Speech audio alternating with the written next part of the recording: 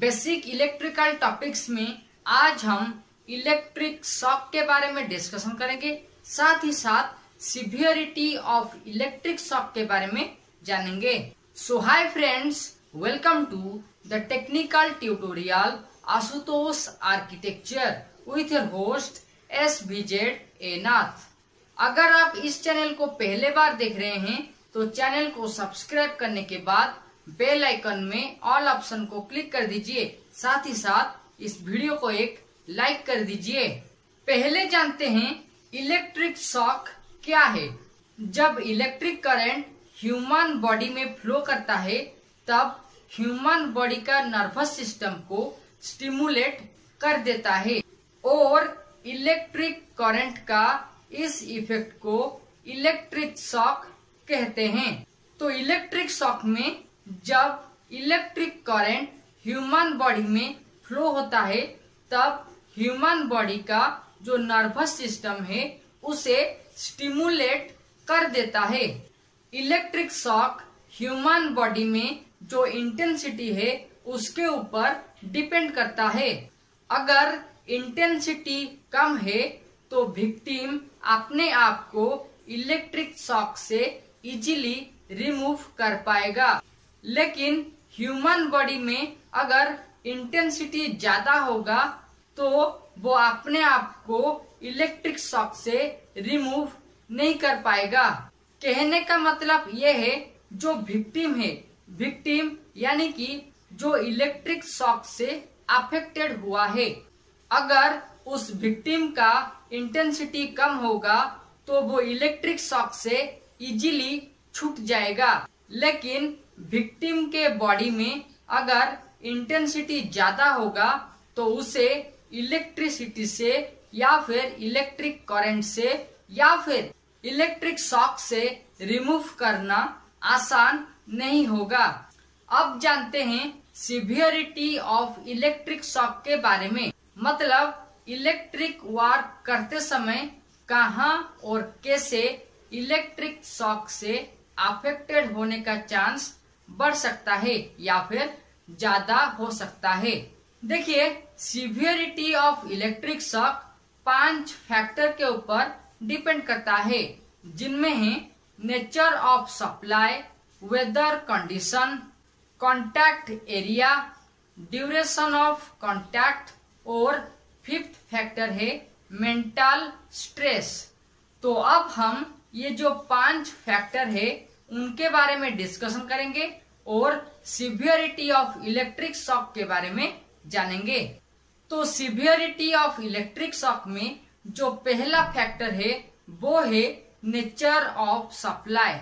Nature of supply का मतलब है नेचर ऑफ इलेक्ट्रिकल सप्लाई। तो इलेक्ट्रिकल सप्लाई 2 प्रकार के होते हैं। पहला है अल्टरनेटिंग करंट इलेक्ट्रिकल सप्लाई, जबकि दूसरा है direct current electrical supply. Alternating current electrical supply का जो वोल्टेज रेटिंग है उसे 400 किलो वोल्ट तक वैरी किया जा सकता है, जबकि डायरेक्ट करंट इलेक्ट्रिकल सप्लाई का वोल्टेज रेटिंग को 660 वोल्ट तक वैरी कर सकते हैं। क्योंकि अल्टरनेटिंग करंट इलेक्ट्रिकल सप्लाई का voltage rating direct current electrical supply से ज्यादा है, इसीलिए alternating current electrical supply is more dangerous than direct current electrical supply. मतलब डायरेक्ट करंट इलेक्ट्रिकल सप्लाई से जो डैमेज या फिर नुकसान हो सकता है उससे ज्यादा डैमेज या फिर ज्यादा नुकसान या फिर ज्यादा loss alternating current electrical supply से हो जाता है। अगर इलेक्ट्रिकल प्रेशर ज्यादा होगा तो इलेक्ट्रिक शॉक से विक्टिम का लॉस ज्यादा हो सकता है, लेकिन अगर इलेक्ट्रिकल प्रेशर कम होगा तो इलेक्ट्रिक शॉक से विक्टिम का जो डैमेज या फिर लॉस है वो कम हो सकता है। मतलब अगर इलेक्ट्रिकल प्रेशर ज्यादा होगा तो इलेक्ट्रिक शॉक से रिमूव होने का चांस कम है, लेकिन अगर इलेक्ट्रिकल प्रेशर कम होगा तो इलेक्ट्रिक शॉक से रिमूव होने का चांस ज्यादा हो सकता है। अगर आपको basic electrical topics electric shock से कुछ नॉलेज मिल रहा है तो इस वीडियो को एक लाइक कर दीजिए। साथ ही साथ इसी तरह का वीडियो देखने के लिए चैनल को सब्सक्राइब करने के बाद बेल आइकन में ऑल ऑप्शन को क्लिक कर दीजिए। सिवियरिटी ऑफ इलेक्ट्रिक शॉक में अब बात करते हैं वेदर कंडीशन के बारे में। कैसे वेदर कंडीशन से इलेक्ट्रिक शॉक का चांस बढ़ जाता है या फिर इलेक्ट्रिक शॉक और वेदर कंडीशन में क्या रिलेशन है। नॉर्मली 3 प्रकार के वेदर कंडीशन को महसूस किया जा सकता है, जिनमें है summer season, winter season and rainy season. जब इलेक्ट्रिकल इंस्टॉलेशन में कुछ रिपेयरिंग काम होता है तो उसी समय उसी लाइन का जो सप्लाई है उसे ऑफ किया जाता है। समर सीजन में या फिर विंटर सीजन में जो इलेक्ट्रिकल मेंटेनेंस वर्क है वो आसानी से हो जाता है, लेकिन रेनी सीजन में हेवी रेन, थंडर, साइक्लोन और मॉइस्चर के वजह से जो रिपेयर काम होता है या फिर इलेक्ट्रिकल मेंटेनेंस करना इजी नहीं होता है। कहने का मतलब है अगर वेदर कंडीशन अच्छा है तो आप लाइव इलेक्ट्रिकल काम कर सकते हैं, लेकिन अगर वेदर कंडीशन अच्छा नहीं है या फिर ज्यादा बारिश हो रहा है, थंडर हो रहा है तो लाइव इलेक्ट्रिकल काम नहीं किया जा सकता है, क्योंकि उस समय इलेक्ट्रिक शॉक का चांस बहुत बढ़ जाता है। तो रेनी सीजन में एंटायरली पावर को ऑफ किया जाता है।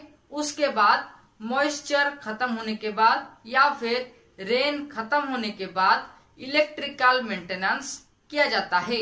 सिवियरिटी ऑफ इलेक्ट्रिक शॉक में अब बात करते हैं कॉन्टैक्ट एरिया के बारे में। कॉन्टैक्ट एरिया में 2 साइड के ऊपर हम डिस्कशन करेंगे, जिनमें से पहला साइड है विक्टिम साइड और दूसरा साइड है इलेक्ट्रिकल साइड। और इन दोनों साइड से सिवियरिटी ऑफ इलेक्ट्रिक शॉक क्या है उसके बारे में जानेंगे। पहले बात करते हैं विक्टिम साइड के बारे में। विक्टिम साइड से इलेक्ट्रिक करंट के साथ indirect contact, contact by chance, unknown contact या फिर पार्शियली कांटेक्ट हो सकता है। इनडायरेक्ट कांटेक्ट में विक्टिम को पता नहीं होता है और वो इलेक्ट्रिक करंट का कांटेक्ट में आ जाता है। कांटेक्ट बाय चांस में जो विक्टिम है वो इलेक्ट्रिकल वायर का एक छोटा स्ट्रैंड के कांटेक्ट में आ सकता है। अननोन कांटेक्ट में विक्टिम को पता ही नहीं होता है कि वहां पे इलेक्ट्रिक करंट फ्लो कर रहा है या फिर नहीं, और बाय मिस्टेकली वो इलेक्ट्रिक करंट के कांटेक्ट में आ जाता है। जबकि पार्शियली कांटेक्ट में इलेक्ट्रिक करंट का कुछ पार्ट के कांटेक्ट में या फिर इलेक्ट्रिक करंट जिस इलेक्ट्रिकल अप्लायंस में फ्लो होता है उसका कांटेक्ट में विक्टिम आ जाता है। अगर विक्टिम साइड से जो कांटेक्ट है इलेक्ट्रिक करंट के साथ वो कम है तो आप इजीली इलेक्ट्रिक करंट से रिमूव हो सकते हैं। जैसे कि अगर आप 220 वोल्ट इलेक्ट्रिकल सप्लाई के कांटेक्ट में आ गए हैं तो आप थोड़ा झटका लगने के बाद रिमूव हो सकते हैं। लेकिन अगर विक्टिम साइड से कांटेक्ट एरिया ज्यादा है, मतलब वो इलेक्ट्रिक करंट के साथ ज्यादा कांटेक्ट में आ गया है, तो उस समय विक्टिम का ज्यादा डैमेज हो सकता है। अब जानते हैं कांटेक्ट एरिया में जो दूसरा साइड था इलेक्ट्रिकल सप्लाई के बारे में। अगर इलेक्ट्रिकल सप्लाई 220 वोल्ट है तो थोड़ा झटका देने के बाद आप यानी कि जो विक्टिम है वो इलेक्ट्रिकल सप्लाई या फिर इलेक्ट्रिक करंट से रिमूव हो सकता है। लेकिन अगर इलेक्ट्रिकल सप्लाई 440 वोल्ट या फिर उससे ज्यादा हो सकता है तो वो विक्टिम का जान ले सकता है। मतलब अगर इलेक्ट्रिकल सप्लाई 220 वोल्ट है तो आपको वो रिलीज कर देगा, लेकिन अगर 440 वोल्ट है वहां पे इलेक्ट्रिकल प्रेशर ज्यादा हो जाता है, जहां से अपने आप को रिमूव करना बहुत डिफिकल्ट हो जाता है, जिसके वजह से विक्टिम का जान जा सकता है। यहाँ पे एक पॉइंट को कंसीडर कीजिए। नॉर्मली इलेक्ट्रिकल वर्क करते समय सेफ्टी प्रिकॉशन के बारे में ध्यान दिया जाता है। मतलब सेफ्टी शू पहनना और रबर ग्लोव्स का इस्तेमाल प्रॉपरली किया जाता है। लेकिन उस समय जो इलेक्ट्रिक शॉक लगने का चांस होता है उसके बारे में, या फिर उस समय जो सिवियरिटी ऑफ इलेक्ट्रिक शॉक होता है उसके बारे में आज हम डिस्कशन कर रहे हैं।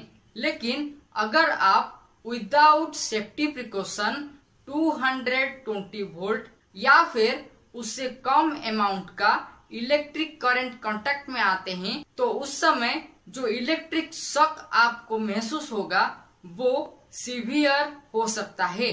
कहने का मतलब है अगर आप प्रॉपर सेफ्टी प्रिकॉशन में नहीं हैं और इलेक्ट्रिक करंट यानी कि 220 वोल्ट जो डोमेस्टिक पर्पज के लिए इस्तेमाल किया जाता है वो इलेक्ट्रिक शॉक जानलेवा हो सकता है। इसीलिए जब आप इलेक्ट्रिक करंट के कांटेक्ट में डायरेक्टली या फिर इनडायरेक्टली काम करते हैं तो उस समय सेफ्टी प्रिकॉशन का इस्तेमाल जरूर कीजिए। अगर आप सेफ्टी प्रिकॉशन के बारे में नहीं जानते हैं तो ऊपर आई कार्ड में बेसिक इलेक्ट्रिकल टॉपिक से जुड़े जो प्लेलिस्ट है वहां पे दे दूंगा और आप वहां से सेफ्टी प्रिकॉशन के बारे में जान सकते हैं। सिवियरिटी ऑफ इलेक्ट्रिक शॉक में अब बात करते हैं ड्यूरेशन ऑफ कांटेक्ट के बारे में। ड्यूरेशन ऑफ कांटेक्ट एक ऐसा महत्वपूर्ण पॉइंट है जिसके वजह से ये डिसाइड हो जाएगा कि इलेक्ट्रिक शॉक से आप या फिर विक्टिम कितना अफेक्ट हो सकता है। अगर कोई विक्टिम इलेक्ट्रिक करंट के साथ शॉर्ट ड्यूरेशन कांटेक्ट में आ जाता है, शॉर्ट ड्यूरेशन का मतलब है 1 सेकेंड, 2 सेकेंड, 3 सेकेंड, 4 सेकेंड या फिर 5 सेकेंड, तो उसी समय विक्टिम के बॉडी में जो इलेक्ट्रिक करंट फ्लो होगा और उससे जो इलेक्ट्रिक शॉक महसूस होगा उसमें से आप इजीली रिलीव हो सकते हैं। लेकिन अगर कोई विक्टिम इलेक्ट्रिक करंट के साथ लॉन्ग ड्यूरेशन कांटेक्ट में आ जाए, मतलब 1 मिनट या फिर उससे ज्यादा, तो विक्टिम का जिस पार्ट इलेक्ट्रिकल करंट के कांटेक्ट में आया है और ज्यादा समय तक कांटेक्ट में रह चुका है वो पार्ट ज्यादा अफेक्टेड हो जाएगा। सिवियरिटी ऑफ इलेक्ट्रिक शॉक में अब बात करते हैं मेंटल स्ट्रेस के बारे में। कैसे मेंटल स्ट्रेस से इलेक्ट्रिक शॉक का चांस बढ़ जाता है और इलेक्ट्रिक शॉक का मेंटल स्ट्रेस के साथ क्या रिलेशन है उसके बारे में जानते हैं। इलेक्ट्रिकल काम करते समय होम अफेयर, कॉम्प्लिकेटेड सर्किट और लैक ऑफ नॉलेज से मेंटल स्ट्रेस क्रिएट हो सकता है। होम अफेयर में घर से झगड़ा करके आए हैं या फिर खाना नहीं खाए हैं या फिर घर में कुछ कॉम्प्लिकेटेड सिचुएशन है, वो सब आपके दिमाग में एक मेंटल स्ट्रेस क्रिएट कर सकता है। कॉम्प्लिकेटेड सर्किट में इलेक्ट्रिकल काम करते समय जो पैनल बोर्ड होता है नॉर्मली फैक्ट्री में, वो एक कॉम्प्लिकेटेड सर्किट होता है और वहां पे जिस इलेक्ट्रिकल सर्किट में रिपेयर किया जाएगा उसे जानने के लिए डायग्राम का इस्तेमाल किया जाता है जो पहले से कॉम्प्लिकेटेड होता है। और जिस रूम में या फिर पैनल बोर्ड के पास जब आप इलेक्ट्रिकल काम कर रहे होंगे वहां पे ज्यादा गर्म लगता है तो उस समय मेंटल स्ट्रेस क्रिएट हो सकता है। और तीसरा, लैक ऑफ नॉलेज। अगर आपको इलेक्ट्रिकल काम कैसे किया जाता है, क्या प्रिकॉशन लिया जाता है, वो नॉलेज नहीं है और आप इलेक्ट्रिकल काम करने के लिए चले गए तो आप इलेक्ट्रिक करंट का कांटेक्ट में आ सकते हैं और इलेक्ट्रिक शॉक आपको अफेक्ट कर सकता है। बेसिक इलेक्ट्रिकल टॉपिक्स में जब हम सेफ्टी प्रिकॉशन के बारे में बात कर रहे थे, वहाँ पे एक जनरल सेफ्टी के बारे में डिस्कशन कर रहे थे, जहाँ पे एक पॉइंट था always be careful and smart, जहाँ पे मैं आपको बताया था शर्ट को इन करने के लिए, प्रॉपर सेफ्टी शू का इस्तेमाल करने के लिए और इलेक्ट्रिकल काम करते समय रबर हैंड ग्लोव्स का इस्तेमाल करने के लिए। लेकिन आज हम जनरल सेफ्टी से जुड़े वो point always be careful and smart से जुड़े ब्रीफली डिस्कशन किए और साथ ही साथ इलेक्ट्रिक शॉक क्या है और इलेक्ट्रिक शॉक का सिवियरिटी क्या है, किस तरह से कोई विक्टिम या फिर कोई वर्कर इलेक्ट्रिक करंट के कांटेक्ट में आ सकता है, उसके बारे में डिस्कशन किए। Okay friends, times to wind up basic electrical topics, electric shock. For more video, you can click on iCards and also watch these videos. Till then, subscribe, like and share Ashutosh Architecture and click the all option of the bell icon for knowledgeable video. Thank you.